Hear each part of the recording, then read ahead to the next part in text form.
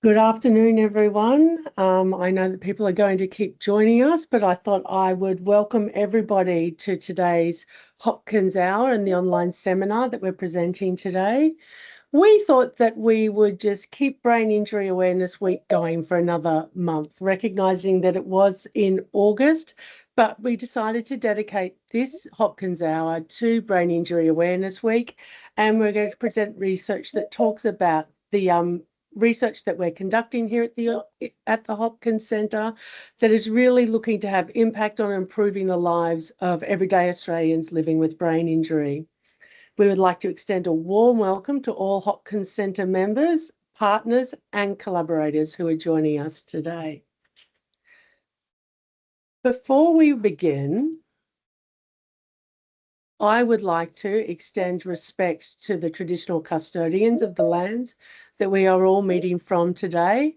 I'm sitting in my office here in the beautiful Toohey Forest on the lands of the Turrbal and Yuggera people. I'd like to acknowledge that these have always been places of learning and teaching and the sharing of knowledge through story, song and dance, and thank Aboriginal and Torres Strait Islander peoples for their care and custodianship of these lands and waterways. I would also like to pay my respect to the elders past and present and to extend that respect to all Aboriginal and Torres Strait Islander peoples joining us here today and in the communities in which we live and work and play. For those of you who don't know me, my name's Louise Gustafsson. I'm Program Lead of Enabling Technologies and Environments Group here at the Hopkins Centre, and I'm going to host today's online seminar. Before we get started, some housekeeping that if you've joined us before, you've heard, but for those of you who are new, I'm just going to run through those again for you. We know that sometimes internet connections can be a little bit tricky. So please, if you experience technical difficulties, we're going to say, obviously, sometimes it's best to turn off and reconnect. You'll certainly be able to reconnect back into the Teams environment. But certainly if you're having other difficulties and you're still connected, you can use the chat function, which is in the bar up on the top. And just click on that and pop a message in there. And the people who are assisting us in the background will see if they can address, and our events team will help you out with that. A few other things for those of you who like to use closed captions, you can also turn that on in the Teams setting. Again, along the bar at the top, there's a section right next to the camera that's got 3 little dots with more written under that. You can click on that and then go down and select language and speech and then live captions. So you will then turn your captions on. Certainly at any time throughout today's session, you can use the chat function to ask questions and pose questions. We'll all be monitoring those throughout the session, and we'll come back to them after the 3 presenters. But certainly this is going to be a place where you, as a thought pops into your mind, you can pop it there for us to come back to when we have the discussion at the end of the presentations. And certainly at the end of the presentations, we will seek to answer as many of your questions as we can.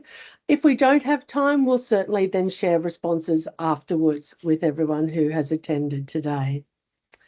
So it gives me great pleasure to bring us into today's session, which was titled Looking at Co-Design and Technology Use for People Living with Acquired Brain Injury. So we're going to have a range of presentations today that look at co-design, technology, and sometimes the two of those together. So we're bringing them together in a range of different ways. As I said, I'm the host. The second, and I'm going to be talking to you about a scoping review that we've conducted. We were really interested in understanding how people with brain injury have been included in co-design for interventions and services.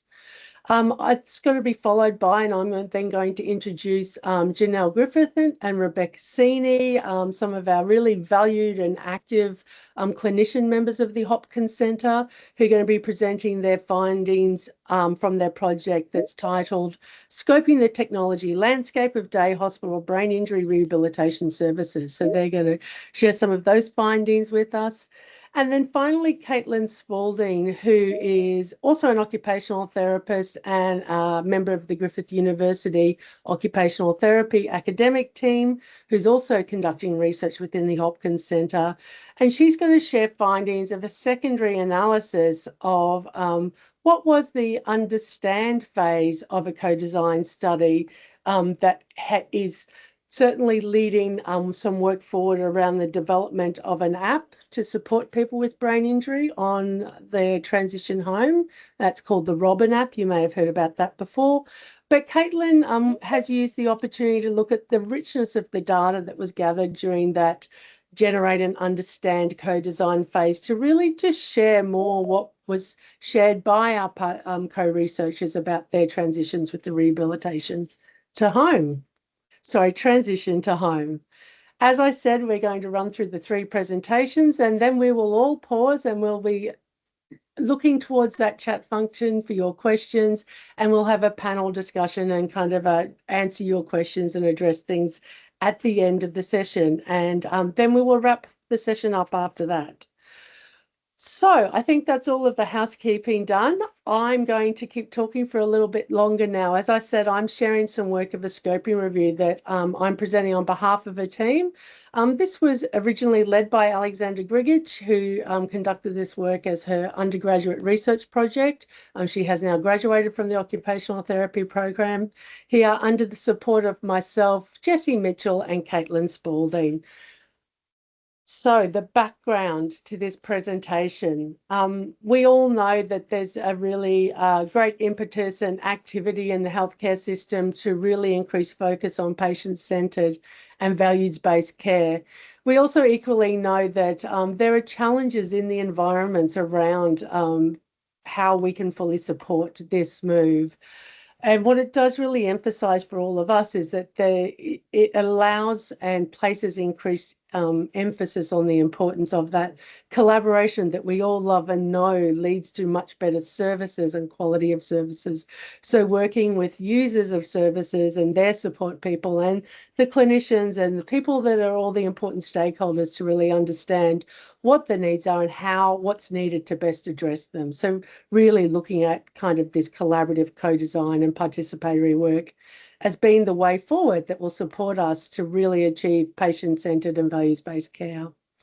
We know also at the same time there's a significant investment in brain injury rehabilitation services, and although there's changes and improvements happening, there's still ongoing some reports of fragmented services or services that do not fully meet needs. And this is kind of sitting within health services, but also looking into that community and disability-based sector with the NDIS and other services that support people.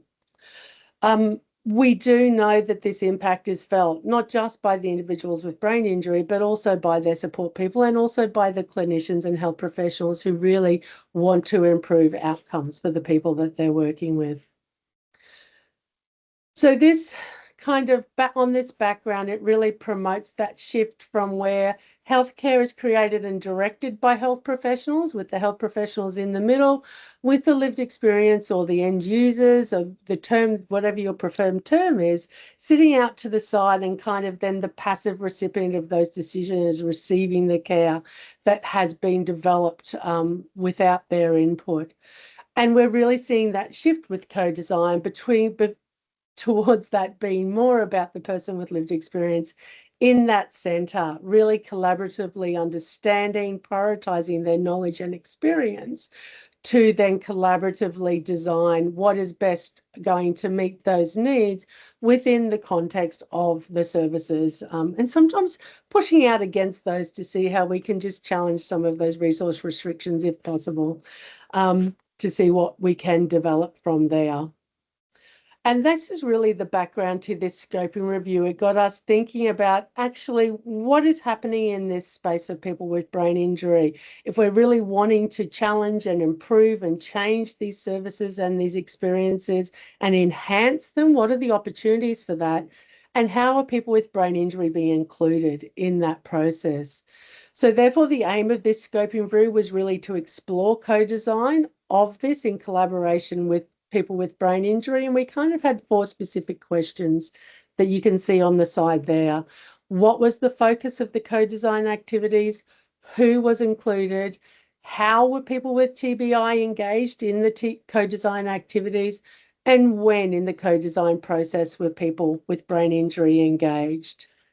So we followed the normal scoping review framework that you've heard about, the LEVAC framework, and the first task for us was to identify and select the relevant studies.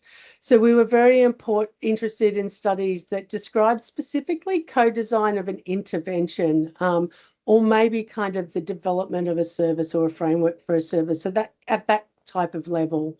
We were looking for studies that had more than 50% of the participants had brain injury, published in English. And we did say that we would include study protocols if we couldn't find publications and they really described the intended process of co-design well. But that didn't end up happening with the finalised studies. We did exclude studies, so there were studies that we did find that talked about co-design to inform assessment or scale development or methodology for studies, but we did exclude those because we wanted to keep this quite tight around that active delivery of intervention or services.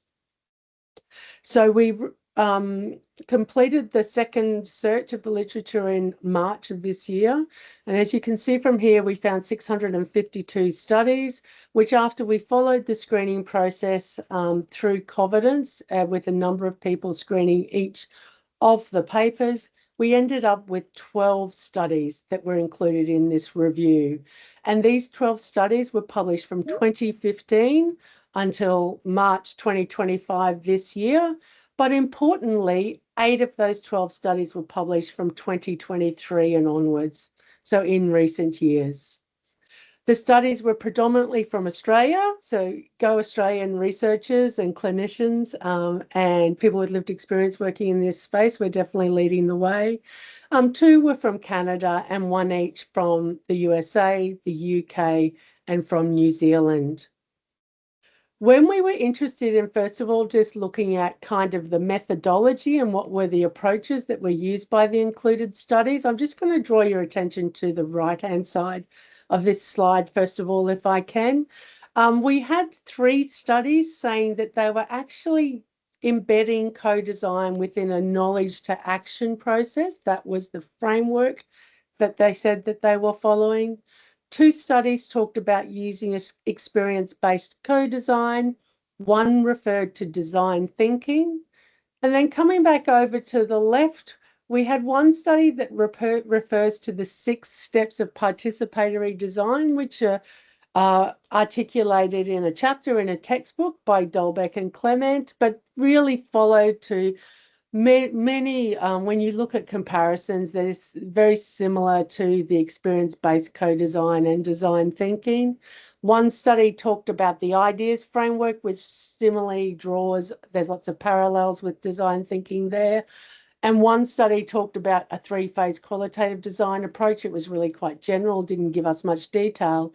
And for 3 of the studies, there was no stated co-design approach used. So I guess that's the first picture we have of there's a real kind of mix here of what people are using and how they are using it, or really how well they're articulating what is being used.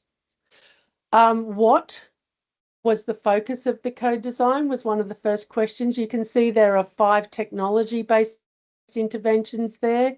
4 of them are apps, and 1 was 4 were apps, 1 was virtual, 3 was apps, 1 virtual reality, and 1 was a kind of a more of a web-based, possibly an app-based device, that SAMI device, which is for processing and planning.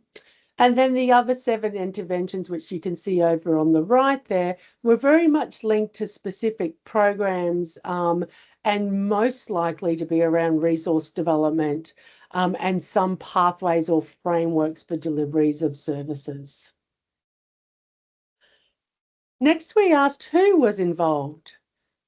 In total, out of the 12 studies, there were 70 people with brain injury included in the co-design and 154 other people included. This included support people, family members, health professionals, and other key stakeholders. When we then started to look at inclusion criteria or other criteria stating around who was included, one study focused and said we wanted people with mild brain injury. Two studies mentioned people with moderate to severe. One was specifically looking for people with severe brain injury and with some behavioural problems or behaviours, which was the focus of the co-design activity, a program around that. The other studies didn't give us any criteria around the severity of brain injury. And then you can see there 3 studies spoke to, provided some criteria about how long post-brain injury people needed to be included in the co-design. Coming back to looking at who was involved, generally there was more people without brain injury included. So for one of the studies, there was one person with brain injury on an advisory group with 9 other people who didn't have a brain injury. There was always a greater percentage of people without brain injury included in the activities, except for one study that had 5 people with brain injury and 5 people without brain injury involved in the co-design. Other inclusion criteria were often specific to the focus of the study, so that they had experience of cybercrime or experience of the return to work program that people were wanting to redevelop or refine. From an exclusions point of view, some studies specifically said if people had no conversational communication, if they were unable to provide informed consent, or had pre-morbid cognitive problems, or diagnosis such as dementia or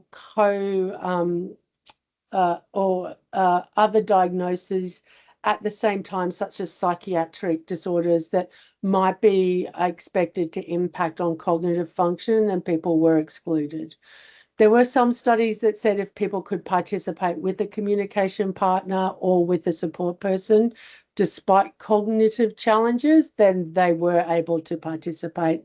But this was really poorly reported and not always clear. We looked at how people were included based on the IAP2, which give us levels of involvement. So a consult level is that people were just asked to provide feedback, and then the researchers went away and worked with that feedback to develop something. So 4 studies were involving people at that level. I'm going to jump to the middle there, which is involve. So 2 people with a little bit more involvement, a little bit more design. There were 2 studies in the middle. It was really hard to tell from what they were reporting which level it was, but it sat somewhere in between the 2. And then as you can see at the bottom there, collaborate, where people really are involved in coming up with the solutions and starting to develop them. Only 2 studies were at that level. And there were 2 studies that it was unclear where they sat. So again, it was hard to determine this.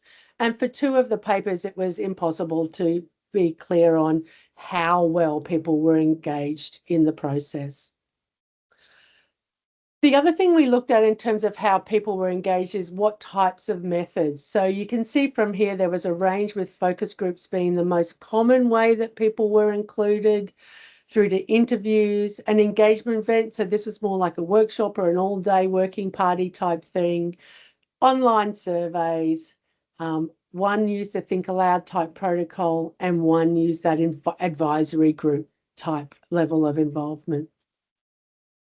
And then the other thing we were interested in is what strategies did people use? And really, these were not very well reported at all. Certainly the involvement of support people for some studies were reported. And as you can see here, only 5 studies reported any of these. Using small breakout groups, visualization tools like PowerPoints, using things on tables, pen and paper, documents prior to workshops, rest breaks, short sessions. 1 or 2 studies spoke specifically about only for this length of time and then have a rest break. We might argue that some of what this is written here is actually just good practice for co-design. So I guess thinking about what additional things would be needed to support people with brain injury to participate fully were questions that came out of that. And finally, in terms of when, and we used a framework from Lindblom here, that maps co-design through these 5 levels. So introducing another framework, we admit. But you can see that people are most included in the discover stage, like what's the experiences, ideate, what are some of the solutions that might help. 8 studies had people involved in actually developing the solutions or kind of providing feedback throughout that phase, and 5 studies, the testing of the solution. So in discussion, I think, and I'm just going to talk through points here because it's time for me to stop talking and move on. There really is a paucity of literature, but it's certainly a growing body of work. We found from 2023 onwards that increase in number of studies. There's definitely opportunities for improvement in how these studies are reporting the involvement of consumers and community and people with brain injury, and there's reporting guidelines such as the GRIP2 that really help to guide this. So really encourage people to use that when they're developing this work. There's a sense that as co-design grows as a methodology, so does all the different ways of doing it, and everybody comes up with the new process. As you saw with the slide that I put up, there's a range of different kind of processes and frameworks, and that provides some messiness in terms of how we're reporting and how we can compare what's happening. So I guess it gives us point to really think about, do we need to be clear about we're going to follow this one process, knowing that within that there's going to be some different variability in terms of whether we're using focus groups, walk along, or what participatory approaches we're using within each stage in the co-design. I think that's an area, but I think we certainly need to stop developing processes and steps. It does give us also a point to consider whose voice is privileged. When we saw how many people were included, that percentage of people with brain injury to people without brain injury, and when that's happening, how are we maintaining that power balance in ensuring that power is shared? There wasn't a lot of that discussed in the studies. And finally, as I was highlighting in the last study, thinking about inclusion criteria and strategies, like what could we be doing better? And when we're writing this work and I guess disseminating this work, talking much more clearly about what was actually done to support inclusion and what we should be thinking about moving forward. My final slide is actually just the references of the papers that are included in the scoping review, and I've included that quite specifically because I know these slides will be shared with you. But now I'm going to stop sharing my screen and hand over to Janelle and Beck, who are going to present their work for you around the scoping technology project. So over to you, Beck and Janelle. Thanks, Louise. So Beck and I are presenting on behalf of our research team and would particularly like to acknowledge the input for this presentation today by Tamara Owensworth, Casey Williams and Jessie Mitchell. And our title is The Scoping of Technology Use in the Outpatient Brain Injury Rehabilitation Services. This research was funded by the Metro South Health Research Support Scheme as part of a co-funded collaboration program grant with Griffin University, and this research project has received additional funding support from the Hopkins Centre. For people with acquired brain injury, or ABI, who experience complex functional impairments, technology can help to maintain or improve everyday functioning and activity participation. However, while research indicates that people with ABI are keen to learn about technology options in rehab, its uptake during rehab and sustained use beyond programs can be poor. So a systematic review by Tamara Owensworth and her colleagues in 2023 found that individuals' pre-injury use and familiarity, severity of cognitive impairment or learning capacity, and support available in the community influenced uptake and ongoing use of AT to support memory after ABI. Use was also influenced by how well the AT and design features, for example, the nature of alerts and reminders, were consistent with individuals' value and lifestyle. Others, like Wong and colleagues in 2017, found that although smartphone use did not differ between people with ABI and people without neurological injuries, those with ABI reported more difficulty in learning to use their phones, and only 10% had been shown how to use them for assistive purposes in rehab. Together, these findings emphasise the importance of understanding perceived enablers and barriers to use, as these influence uptake and ongoing use of technology after ABI. To understand how mainstream technology may support rehabilitation needs after ABI, this research aimed to investigate reasons, importance, and psychosocial impact of technology use after ABI and explore perceived benefits, challenges, and facilitators. So, looking at the method for this study was part of a larger project conducted through the Brain Injury Rehab Day Hospital of a tertiary hospital. The outpatient service offers a multidisciplinary ABI rehab program running from 6 to 8 weeks, with review appointments scheduled approximately 3 to 6 months following completion. This study utilised quantitative survey data collected during admission to gain participants' accounts of their pre-injury and post-injury technology use, and qualitative interview data collected at program review to reflect participants' experiences with technology following their rehab program. Additional quantitative survey data were also collected to compare technology use in people without neurological injuries. Firstly, for the quantitative component within, which was pre-injury versus a post-injury, and a between groups, which was the ABI versus controls design, was employed using cross-sectional data from people with ABI and a control sample. So between March 2022 and August 2024, 273 people with ABI were referred to the day hospital service, 91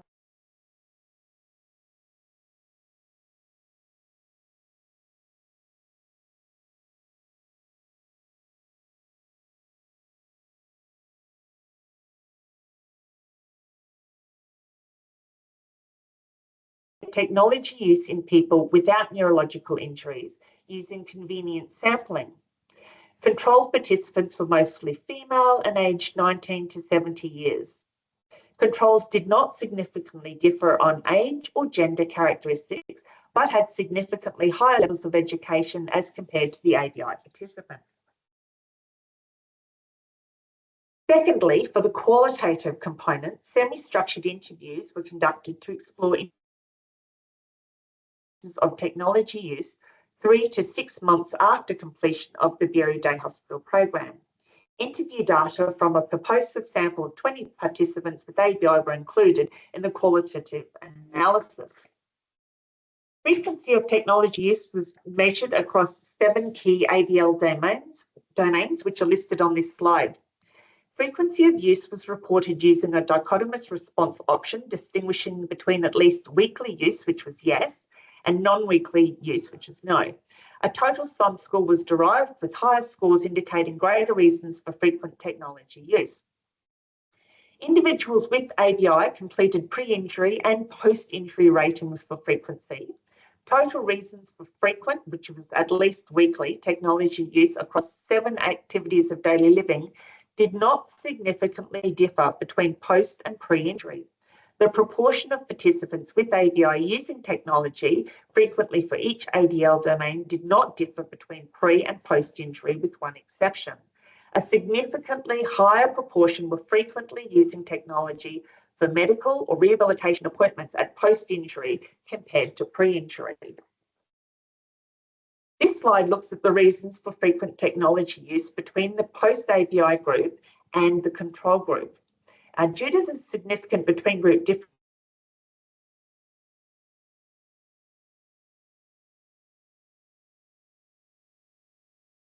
demographic variables included as covariates. Interestingly, controls reported more reasons for frequent technology use than not significant controlling for education and age. Nonetheless, differences in frequent technology use emerged for some domains. Compared to controls, a significantly lower proportion of individuals with ABI reported frequently using technology to support productivity, personal affairs, general health and wellness, and navigation. Conversely, a significantly higher proportion of individuals with ABI reported using technology frequently to manage medical appointments or rehab as compared to the controls. There were no significant differences for communication and social networking and entertainment. Perceived technology importance was rated across the 7 ADL domains listed on this slide using an 11-point Likert scale. A total average score was derived and higher scores reflecting, with higher scores reflecting greater perceived importance of technology. Individuals with ABI completed pre-injury and post-injury ratings for importance of technology use. Average ratings of technology importance were significantly higher at post compared to pre-injury. Ratings of technology importance for medical appointments or rehabilitation were significantly higher at post compared to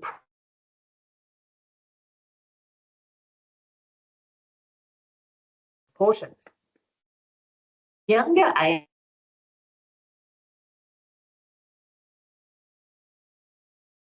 and technology importance. And COVA identified that average ratings of technology importance did not significantly differ between individuals with ABI and controls.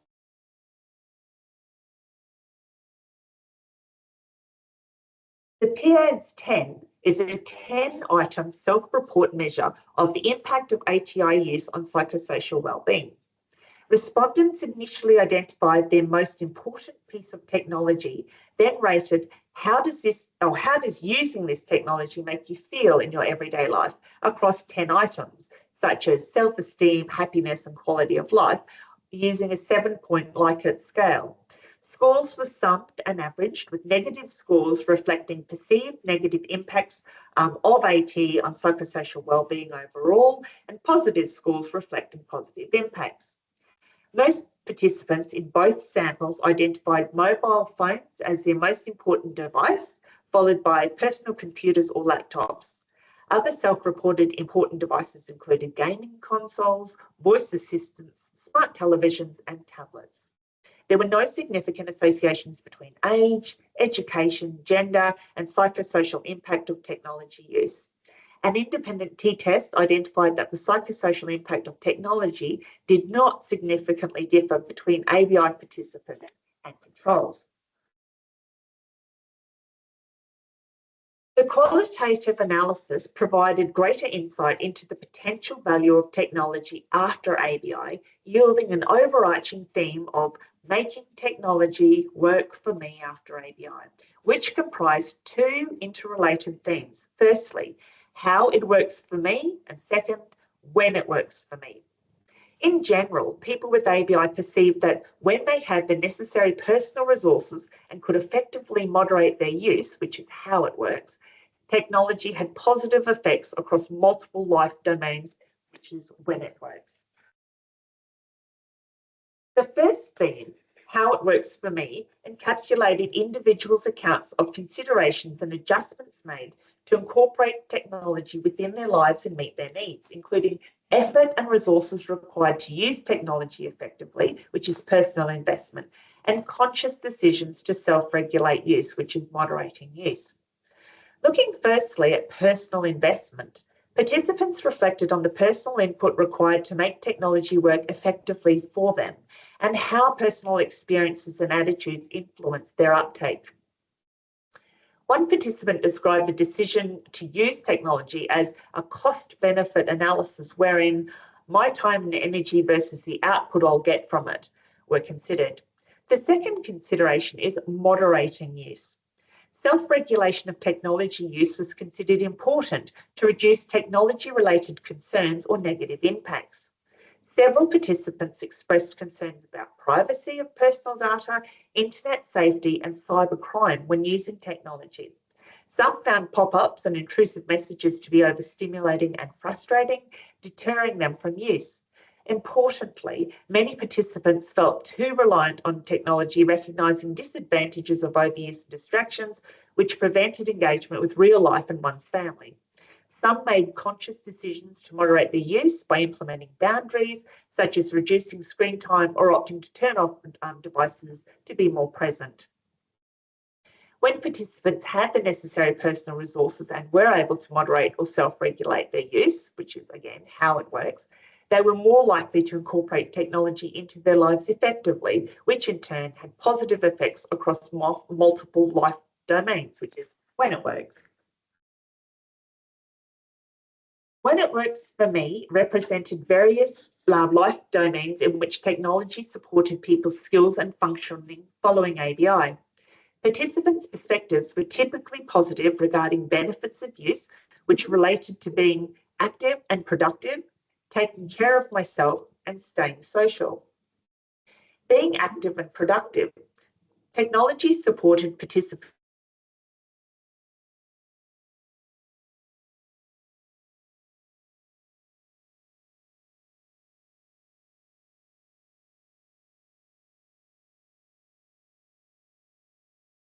and completion of tasks during study or work.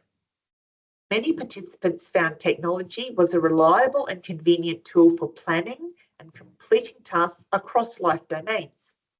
Technology further supported participants to manage their health and engage in leisure and self-care activities. Most had ongoing medical and rehabilitation appointments for which technology enabled them to organise and keep track of appointments, access medical records, manage scripts, and adhere to treatments, for example, using phone-based reminders. Technology also played an important role in maintaining participants' social relationships by offering alternatives to in-person contact. One participant noted that following his injury, he was unable to return to work and was subsequently isolated from his co-workers. However, social media supported him to bridge this divide and maintain friendships. And there are some quotes from the participants on this slide. Overall, participants' accounts of the considerations and adjustments made to incorporate technology within their lives and meet their needs and their views on ways technology had positive effects across multiple life domains collectively depicted how people with the ABI make technology work for them. And finally, clinical implications. This study focused on people's use and perceptions of mainstream technology across different life domains. Overall, total reasons for frequent technology use post-injury did not differ for participants with ABI relative to pre-injury or controls use. However, participants with ABI rated technology as more important post-injury and were more likely to use technology frequently for medical and rehabilitation appointments. The findings highlight the importance of clinicians supporting individuals with ABI to develop technology self-regulation skills, for example, self-awareness and strategic use, to achieve an optimal balance between personal investment and benefits in daily life. Given the associations between younger age and higher education level and more frequent use and perceived importance, there may be social, demographic, or generational differences in perceived value of and willingness to learn new technology. Younger adults with ABI may be more willing to learn and adapt to new technologies that can support their rehabilitation goals during community reintegration. Conversely, older adults may opt for more familiar or non-electronic alternatives, capitalising on pre-existing skills and knowledge. Nonetheless, given the ubiquitousness of technology in daily life, where regular tasks such as paying bills and purchasing tickets are moving online, use of novel technology is increasingly a necessity rather than a choice. Therefore, it is recommended that clinicians support individuals to use the combination of technologies that best fits their preferences and lifestyle needs, providing scope to upskill and learn novel technologies. And on this slide here, just up in the top corner of the slide is the QR code for a publication that we've had on this presentation. So if you're interested there. Thanks. We'll hand over to Caitlin now.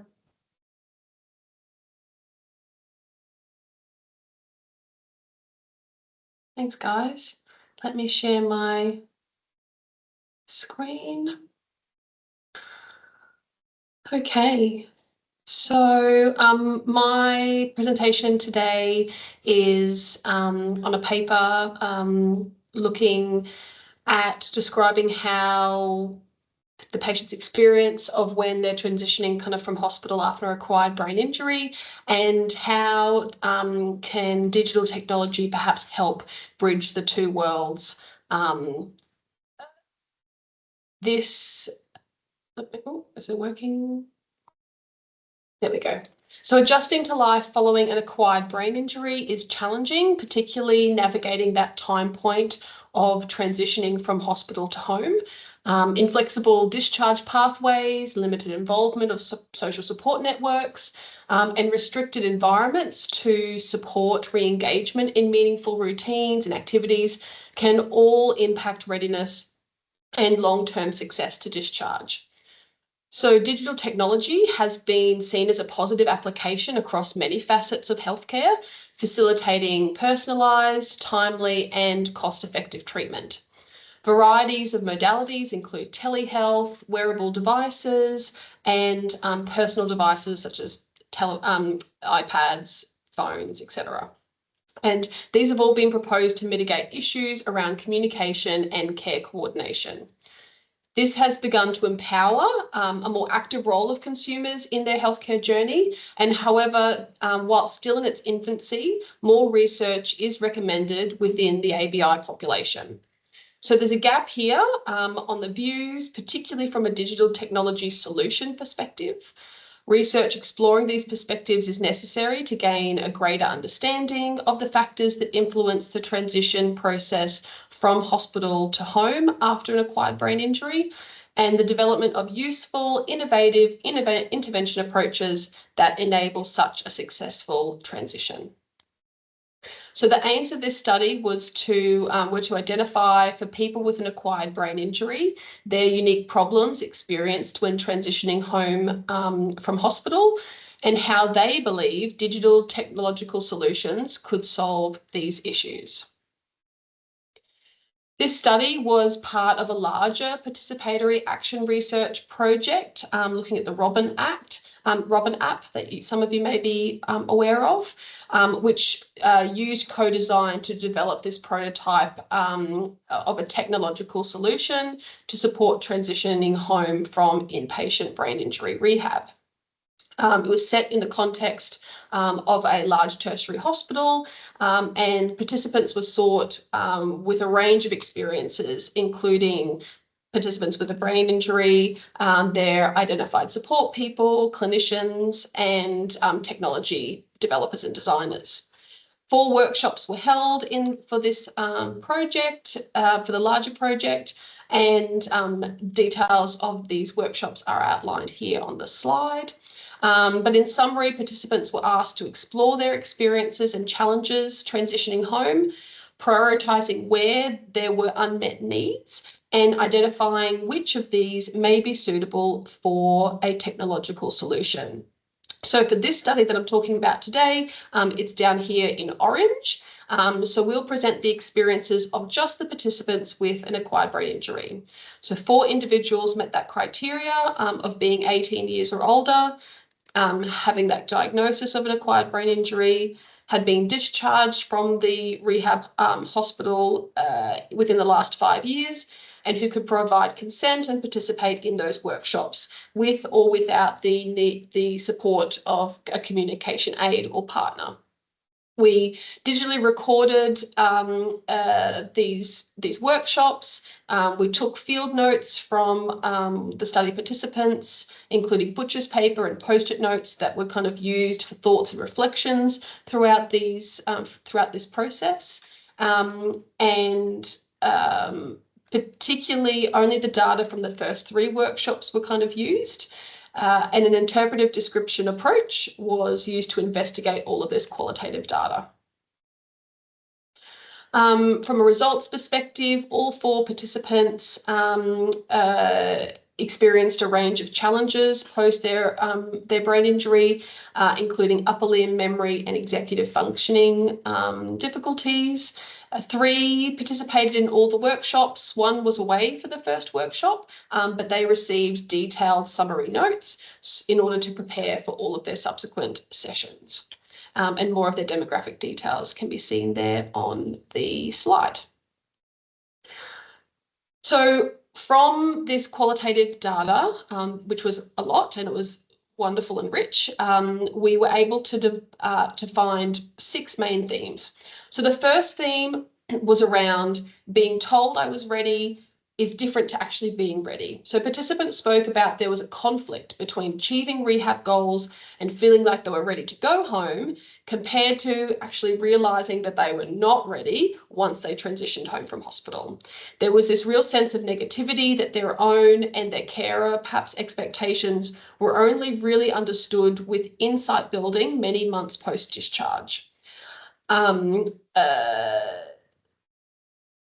In therapy, in hospital was perhaps not practical or individualized enough to a patient's unique context to help them to understand their readiness for life at home.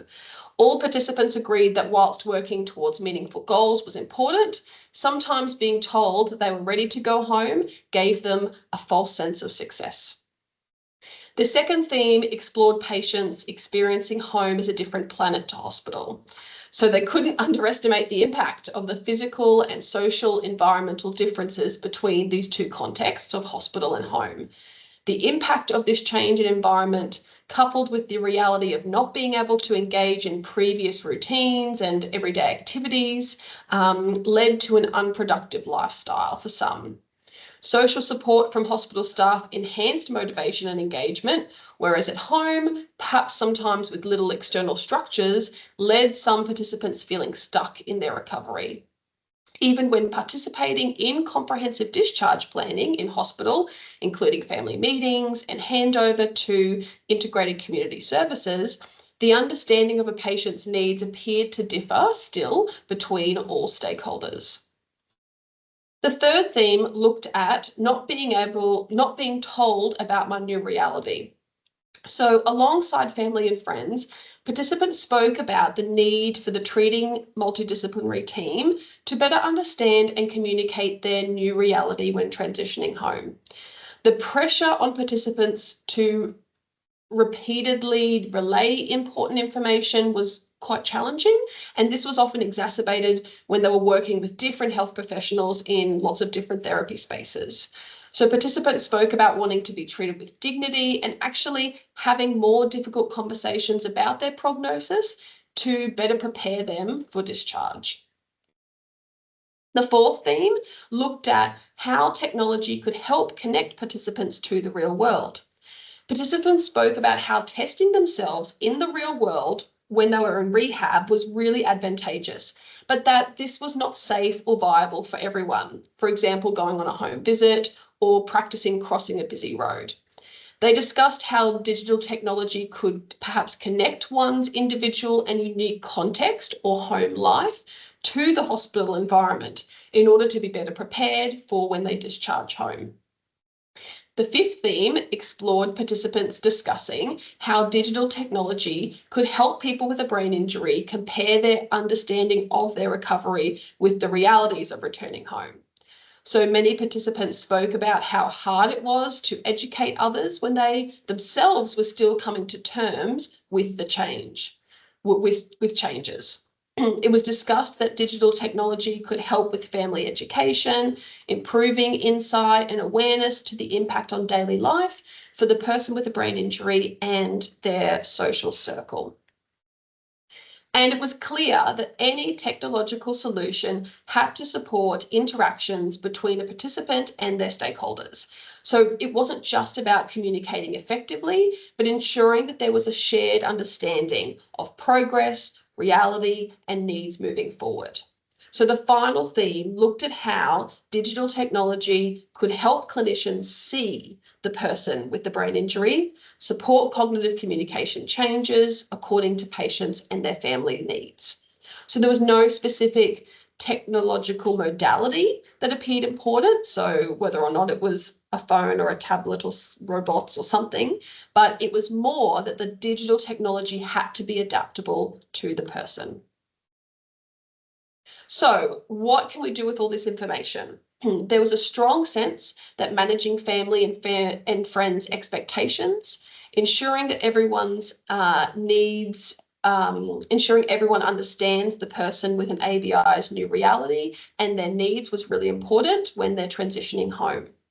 We can see that people with an acquired brain injury experience home as this different planet to hospital, with insight into this disparity really only evolving in the months post-discharge. And that's quite evident as well in literature with transitioning home.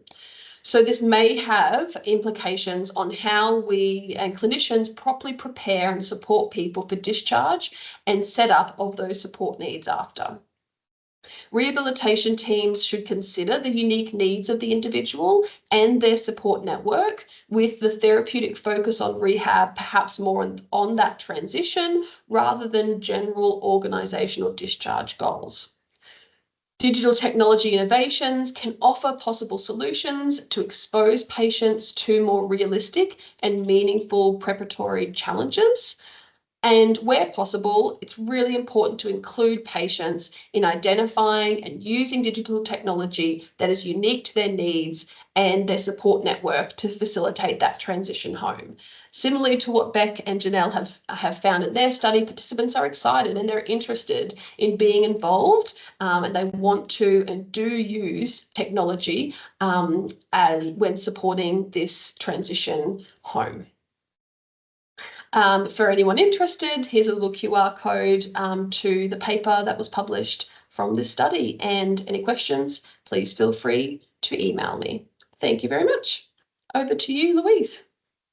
Thank you, Caitlin, very much. I'd like to thank Janelle and Rebecca and Caitlin very much for their presentations today. They were great. We've covered a lot of ground, I feel like.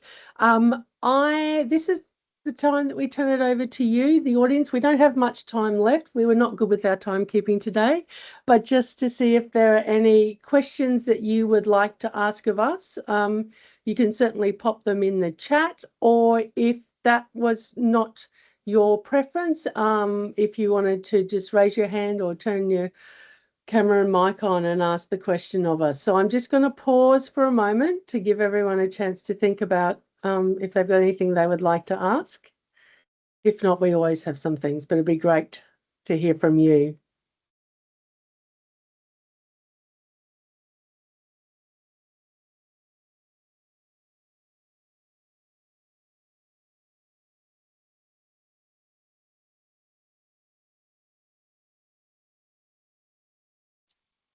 Okay, I'm going to, whilst you're thinking about that, I guess as the presentations were rolling through today and you're hearing about that, thinking about how the three come together, hearing that excitement and that desire and need and wish to be more involved in technology and working with technology and being involved in the development of it, and coupling that with what we found in the scoping review about such little information about how people are actually being supported to participate in these processes.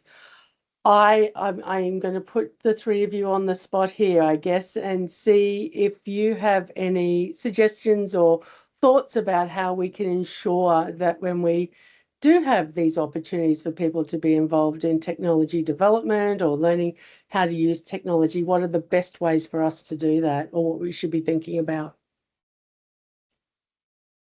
Janelle and Beck, can I go to you first, please?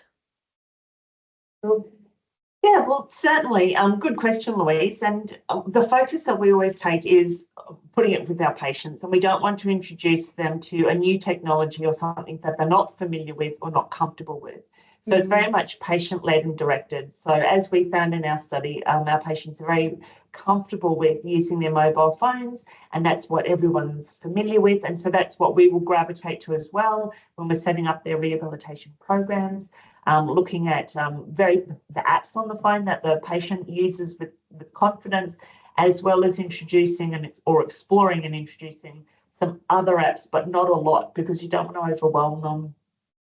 It's an adjunct to the therapy, not their main course of therapy. So we just work with the person, and it's very much the goals is driven by what the patient is asking for. And if we can address that by using their device or their technology, then that will be the approach that we take. Right. Thank you. Caitlin. Don't know if you have any Um, thoughts.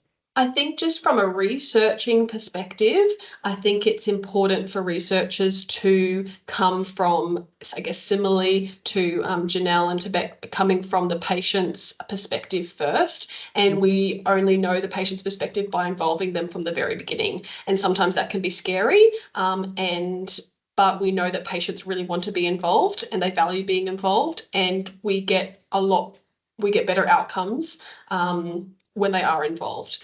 And it is a shift in some people's thinking, and I think it can be done and should be done, and if done from the beginning is a lot easier and better for everyone.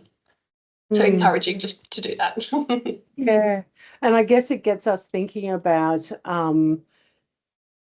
being really conscious of who we're excluding because of if we're making assumptions about abilities or interests or capabilities, and I guess what are some of our best ways for make sure, I always use the term, we kind of create the space or for that exploration to happen, and not for our assumptions to be excluding some people from those processes. Yes. Is there anything that you have found has been helpful in that process? Beck, Janelle? I find, well, surprisingly, I'm not the most technological person out, which is really ironic given the nature of the area that I'm researching. But I do learn a lot from my patients, and then I'm also encouraging them to, like in our inpatient setting particularly, to support other patients to use it or sharing their knowledge.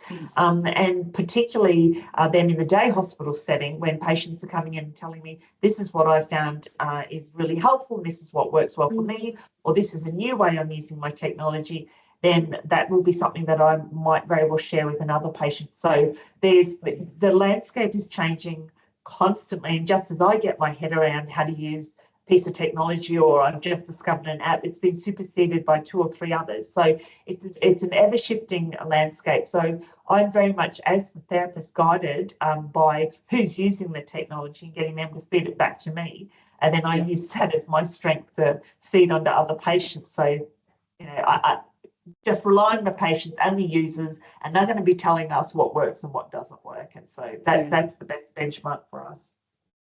Fantastic. I don't know if you've got anything to add to that, Caitlin? No. I'm nodding vigorously.